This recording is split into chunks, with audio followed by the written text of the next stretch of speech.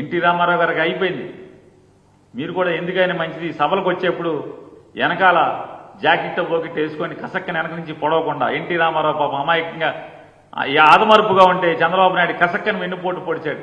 మీరు కూడా మీరు మీటింగ్ చెప్పేప్పుడు వెనక చంద్రబాబు రాకుండా చూసుకోండి. మీ వాళ్ళకి మీ గన్మెన్లకి చెప్పండి, ఆ నల్ల డ్రెస్సులు వేసుకున్న వాళ్ళకి, నేను మీటింగ్ మాట్లాడేప్పుడు వెనక చంద్రబాబుని రానివ్వబాకండి రా బాబు అని చెప్పండి. ఇవాళ పగలు మోడీతో చీకట్లో రాహుల్ గాంధీతో చేతులు కలిపేటువంటి చంద్రబాబు నాయుడిని పక్కన పెట్టుకుని మీరు కాంగ్రెస్ వైఎస్ఆర్ కాంగ్రెస్ ఒకటని మోడీ గారు లాంటి వ్యక్తి మాట్లాడటం అనేది ఇక అది మీకే చెల్లుతుంది. ఆయన చెప్తారు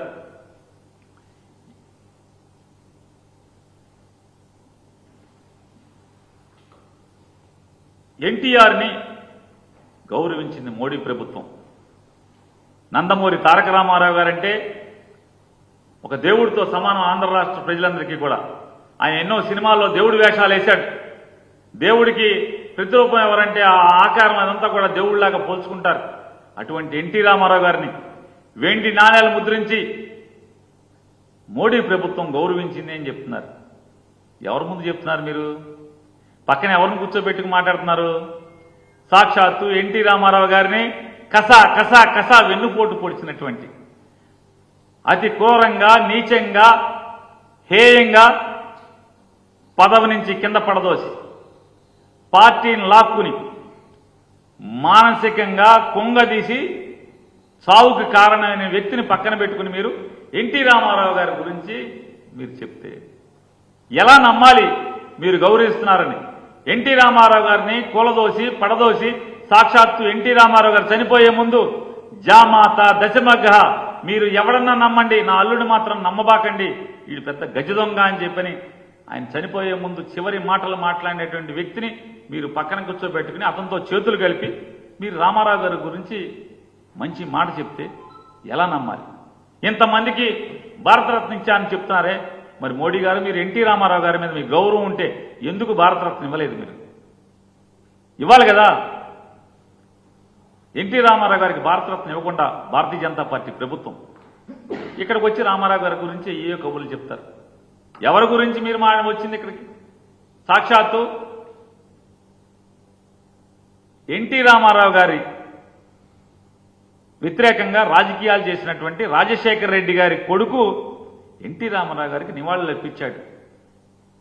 ఆయనకి కృష్ణా జిల్లాలో ఒక జిల్లాని మెడగొట్టి ఒక జిల్లాకి నందమూరి తారక రామారావు గారి పేరు పెట్టి గౌరవించినోడు జగన్మోహన్ రెడ్డి గారు. మీరెవరితో చేతులు కలిపారు?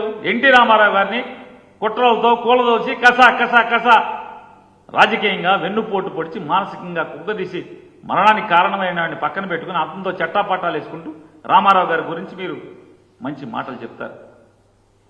అలాగే మీరు మాట్లాడతారు 2 సంకల్పాలు తీసుకోవాలంట ఆంధ్ర రాష్ట్ర ప్రజలు. అక్కడ ఇక్కడ ఎన్డీఏ అంట. నేను మోడీ గారిని సూటిగా ప్రశ్నిస్తున్నాను. ఎన్డీఏ ప్రభుత్వం వల్ల ఈ ఆంధ్రప్రదేశ్ రాష్ట్ర ప్రజలకి ఈ రాష్ట్రానికి ఏమి వనగూరిందో ఒకసారి చెప్పండి. ఏం వనగూరింది? ఏ హామీ మీరు నిలబెట్టుకున్నారు? విభజన చట్టంలోని ఏ హామీల్ని మీరు నెరవేర్చారు? మీరు 2014లో ఎన్ని మాటలు చెప్పారు? మీరు 2019లో గుంటూరు సభకొచ్చి ఇదే గుంటూరు గడ్డ మీద మీరేం మాట్లాడారు? కాంగ్రెస్ పార్టీ ఆంధ్రప్రదేశ్ రాష్ట్రానికి తీరని మోసం చేసింది, అన్యాయం చేసింది, ఆ అన్యాయాలన్నీ కూడా సరిచేసి మేము న్యాయం చేస్తామని చెప్పారు. ఏం న్యాయం చేశారు? ఆయన చెప్తాడు చాలా ఇంత చాంతాడంత ఎస్ఆర్జీటీ చదివాడు. మేము ఎన్ఐటి పెట్టాం, ట్రిపుల్ పెట్టాం, ఇక్కడ ఆర్కిటెక్చర్ కాలేజీ పెట్టాం, ఇక్కడ అక్కడ అది పెట్టాం, ఇక్కడ అది పెట్టాం. ఒక్క ఆంధ్రప్రదేశ్ రాష్ట్రానికే ఇవన్నీ పెట్టారా? తాడేపల్లిగూడెంలో ఎన్ఐటి పెట్టాను, తిరుపతిలో ఇంకోటి ఏదో ఐసీ పెట్టాను, అనంతపురంలో ఏదో పెట్టాను, నార్కోటిక్స్ అండ్ డ్రగ్స్ అని ఏదో పెట్టాను. నేను మోడీ గారిని అడుగుతున్నాను, భారతీయ జనతా పార్టీని అడుగుతున్నాను.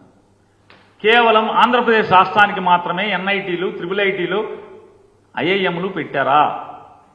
భారతదేశంలో ఉన్నటువంటి ప్రతి రాష్ట్రానికి ఇచ్చినట్టే మాకు ఇచ్చారు. మాకు ప్రత్యేకంగా ఏమి ఇచ్చారు మోడీ గారు? మీరు కాంగ్రెస్ పార్టీ ద్రోహం చేసిందని మీ నోటితో చెప్పారు ఈ ఆంధ్రప్రదేశ్ రాష్ట్రానికి. మీరు న్యాయం చేస్తానన్నారు.